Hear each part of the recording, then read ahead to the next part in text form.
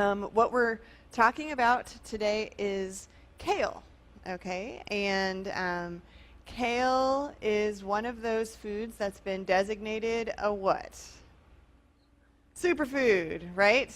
So whether or not superfoods actually exist is up for debate, but it is undeniable that kale is a food that contains a lot of nutrition in the form of vitamins and minerals and fiber. Okay, so we can all get behind that. I didn't introduce myself. For those of you who may not know, my name is Vanessa Oliver. I'm a dietitian with UK Health and Wellness. Karen is my lovely assistant today, and she is the other dietitian with UK Health and Wellness. So you'll see the two of us behind a lot of the programming for Live Well, UK Health and Wellness's initiative. Okay, so back to kale. So if you are getting a CSA this summer, then you may have been in the group that has been receiving kale every single week since like June. Do I have any of those people here? No? Okay. I have been receiving kale every single week since June. And I consider myself a fairly creative cook, and sometimes I am just really tired of seeing kale. So that sort of inspired me to create this particular program today. Also because kale is a great transition crop. It does well in Kentucky pretty much throughout the year, and it actually even becomes sweeter after it frosts. So you will see kale in your CSA baskets or at the farmer's market pretty much all year round until we hit that really hard killing frost, okay? So if you're considering joining a fall CSA program, and some of the farms that you are members of may offer this program, you will likely continue to see kale pretty much going on up until December, okay? So if you are looking for some new recipes, I try to include that for you all today, all right?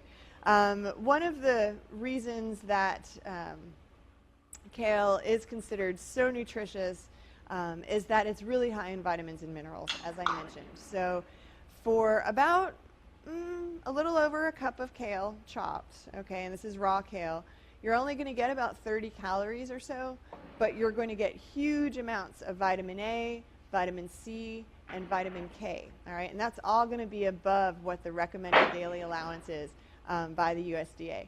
You're also going to get great amounts of fiber, even a little bit of protein, okay? In that cup of kale, you're going to get about 3 grams of protein, which is pretty decent for a vegetable, right? You'll also get a lot of other types of things like antioxidants, not just the antioxidants that are in the vitamin A and the vitamin C, but also things like quercetin, which is thought to be an anti-inflammatory substance, okay? And then lutein and zeaxanthin, which if you've heard that egg yolks are good for your eyes, it's because of these two antioxidants, okay? Lutein and zeaxanthin are thought to be to aid in the fight against macular degeneration, and kale is a great source of these two particular antioxidants as well, okay?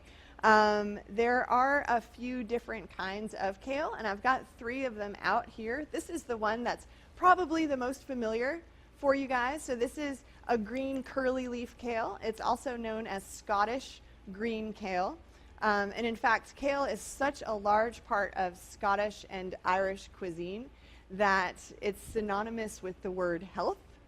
Okay, so if a Scotsman asks you if you're off your kale, it means that, are you not feeling good, right? So it is a huge part of the cuisine in that part of the world. We do also have a Tuscan black kale. This is also called lacinato kale or dinosaur kale, which if you're trying to get your kids to eat kale, then I would totally call my kale dinosaur kale. The reason being it's thought is because it's a little bit scaly looking. It looks like that it might, what a dinosaur skin might look like. It's also referred to as cavolo nero, and that just simply means black kale or black cabbage. And this is used in a lot of Tuscan stews and soups, particularly ribollito, if that's something that you've heard of. It's a vegetable stew that's thickened with bread that's very popular in Tuscany. And the reason why it's called black cabbage, too, is because it's actually part of the cabbage family.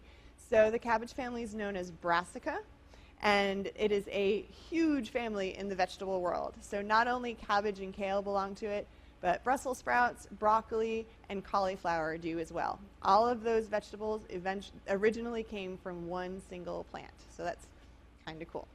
And then the last example I have right here is known as a red Russian kale, and you can see that the stems are kind of a really pretty purpley red, okay? You will see all three of these and maybe a couple of others either in your CSA box or at the farmer's market, okay? If you are selecting kale from the farmer's market, you do want to look for nice crisp leaves, okay? That's just a good indication that it's been picked recently. You don't want it dried out. Avoid getting any that have turned yellow or are very wilted. If they're just a little bit wilted, you can actually soak them in a bowl of cold water, and you can do this with any green, and you'll see those greens refresh after just a few minutes, okay? So if it's just a little bit wilted, maybe your box stood on your counter for a little bit too long while you were trying to figure out what to do with your kale, then that's what you can do to sort of refresh it. The smaller leaves will have a kind of a brighter flavor than the larger leaves, and they'll be a little bit more tender as well. But large leaves like this are still edible. These would maybe be ones that would be best for a stew, okay? Something that will cook a little bit longer in some liquid and help tenderize that leaf.